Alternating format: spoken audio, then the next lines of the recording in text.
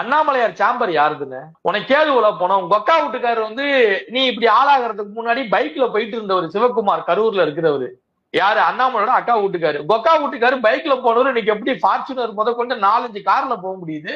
இன்னைக்கு எப்படி பல கோடி ரூபாய் இன்வெஸ்ட்மெண்ட் பண்ணி அண்ணாமலையார் சாம்பர்னு ஒரு பெரிய மணல் கம்பெனிய எப்படி ஓபன் பண்ண முடியுது? எங்க காசு வந்துச்சு?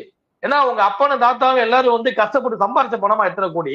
அதெல்லாம் கிடையாதுன்னு எனக்கு வந்து எனக்கு வந்து நண்பர்கள் காசு தராங்கன்னு சொல்றதே ஒரு விதமான கணக்கு காட்டுற வேலைன்னு நான் சொல்லுவேன், ஏமாத்துற வேலைன்னு நான் சொல்லுவேன் நான். ஏன்னா நமக்கு தான் ஃப்ரெண்ட்ஸ் இருக்காங்க. இவன் சென்னையில தங்கி இருந்த வீட்டு வாடகை மட்டும் 3 லட்சம் ரூபாய்க்கு மேல சொல்றாங்க.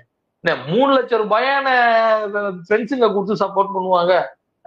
இதுல சார் வச்சிருக்க கார் மைலேஜே வந்து உங்களுக்கு பாத்தீங்கன்னா 8 கூட தராது. அதுக்கு ஒரு நாளைக்கு 5000-10,000 செலவு பண்ணணும் சுத்துறதுக்கு. இதுல சார் வந்து இறங்கினா பிளைட் ஏறினா பிளைட், அதுக்கு எவ்வளவு காசு வரும்னு நமக்கு தெரியும்.